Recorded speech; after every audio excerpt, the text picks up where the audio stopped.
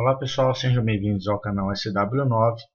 Hoje eu vou dar início a uma série de vídeos para falar a respeito de automatização de tarefas de deploy e de build para quem está habituado aí a construir aplicações web, ok?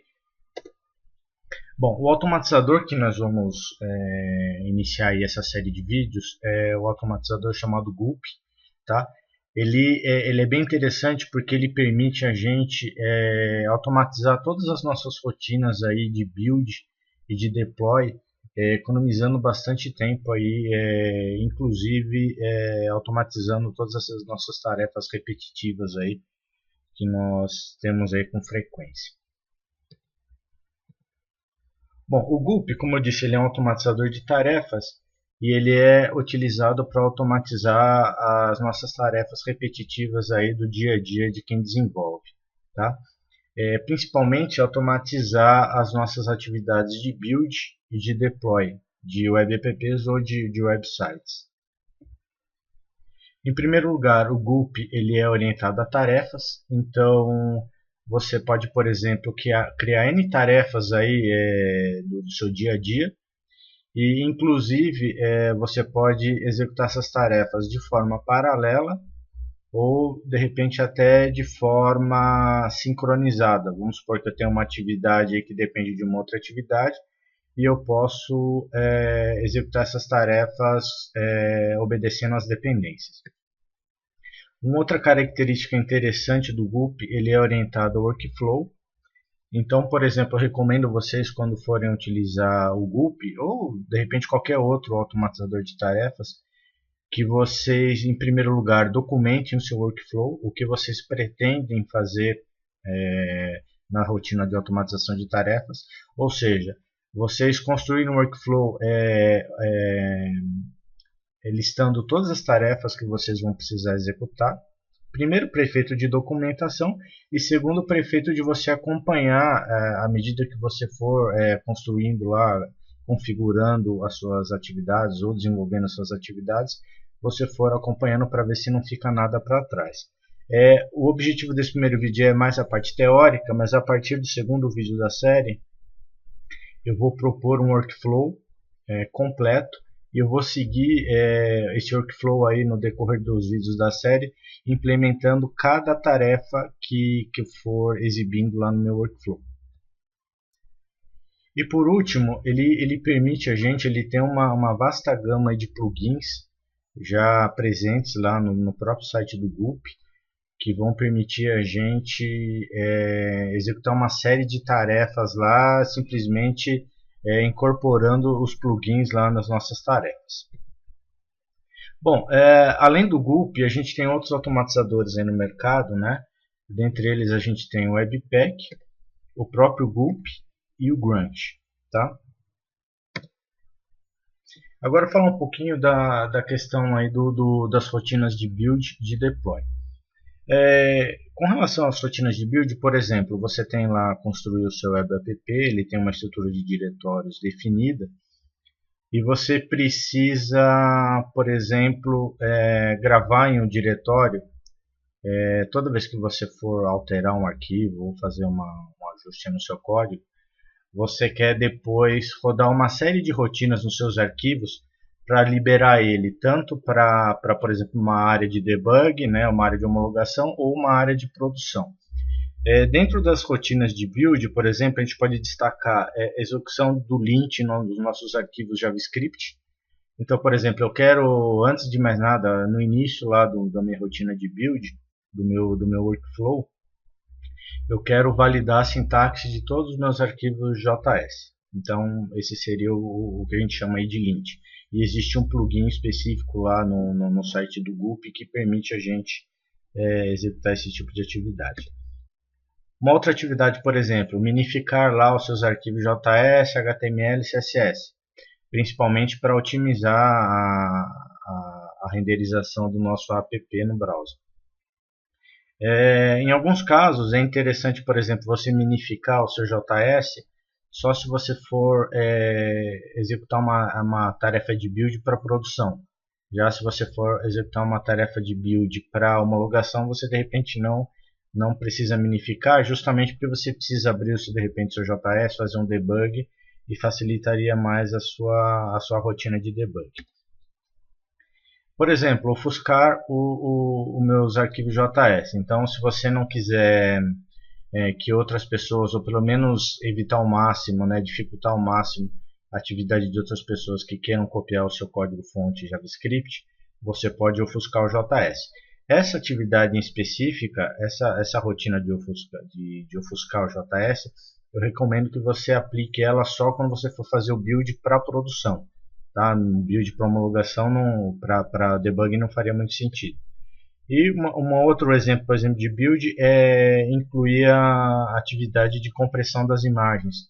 Tá? Com isso você consegue reduzir o tamanho das imagens e otimizar o seu carregamento da página ou do seu web app.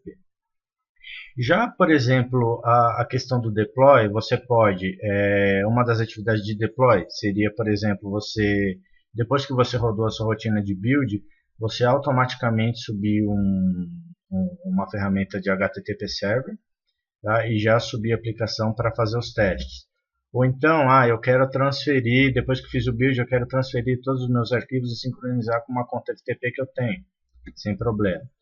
Ou, eu quero publicar o meu build lá na nuvem da Amazon, também, não tem problema nenhum, existem plugins específicos para isso. Ou então, se eu quero sincronizar os meus arquivos, o meu build numa conta SSH do meu provedor lá para publicar minha aplicação e eu conseguir rodá-la a partir do browser. Tá? Esses são alguns exemplos, mas a gente tem uma infinidade aí de possibilidades, tanto para tarefas de build como para tarefas de deploy. Falando agora em si do Gulp, o Gulp ele possui quatro métodos principais, que são os recursos do Gulp. O primeiro método principal é o gulp.task, tá?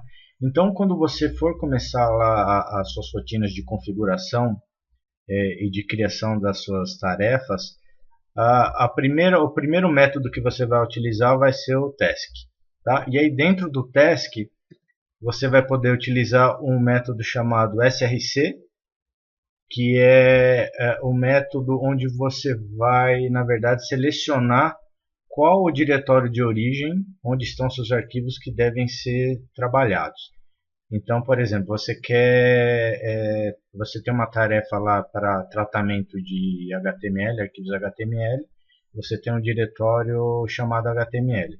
Então, você apontaria esse diretório dentro aí desse método source, e aí você poderia usar coringas, por exemplo, se eu quiser todos os arquivos .html ou .phml, aí você pode trabalhar dentro desse método src. Tá? Aí você tem um método chamado dest, que é onde você vai definir em qual diretório esses arquivos trabalhados, processados ou tratados vão ser salvos. Tá? Então, para toda tarefa que você for criar, basicamente você vai ter que sempre usar o source em primeiro lugar para definir o diretório de origem e o dash para definir o diretório de destino.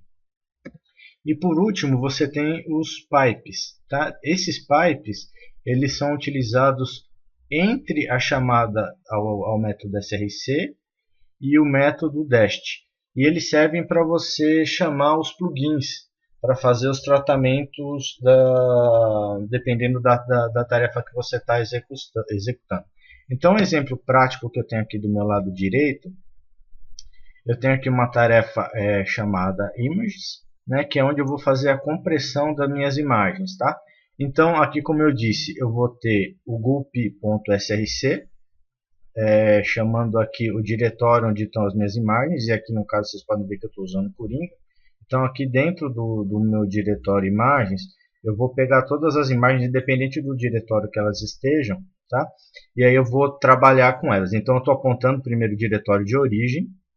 Aqui eu estou usando os pipes, né, onde eu vou chamar o plugin. Então aqui o primeiro plugin que eu vou chamar, na verdade aqui eu estou controlando. Se eu tiver um arquivo novo lá no meu diretório de origem, eu vou comprimi-lo. Caso contrário, eu não vou comprimir. Isso ajuda bastante na performance da execução da tarefa, porque eu vou demorar menos tempo para executar a tarefa. Por exemplo, se eu tiver um arquivo que já foi comprimido lá nos primeiros builds que eu fizer, eu não preciso fazer o build novamente.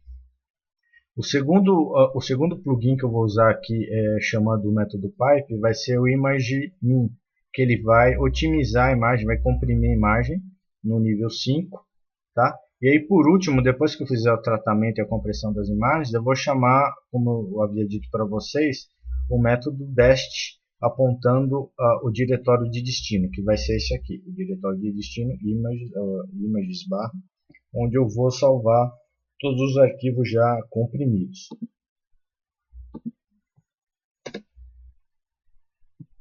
Bom, pessoal, é isso. Chegamos ao final aí do primeiro vídeo da série, onde eu vou tratar sobre o GUP, automatizador de tarefas GUP. A partir do próximo vídeo, a gente vai colocar a mão na massa. Então, o que eu pretendo fazer? Eu pretendo apresentar um workflow na tela para vocês, já em forma de documento, e a gente vai seguir passo a passo esse workflow para ir implementando as tarefas. Então eu vou ter lá tarefas de tratamento do JS, tarefas de tratamento CSS, tarefas de transformação do CSS, tarefas de compressão do images, e por último eu vou subir essa aplicação rodando automaticamente um HTTP server. Bom, pessoal, é isso. Chegamos ao final desse primeiro vídeo da série. Espero que vocês tenham gostado do vídeo. Se gostaram, por favor, deem seu like, compartilhem com seus amigos e se inscrevam no canal. Fiquem com Deus e até o próximo vídeo.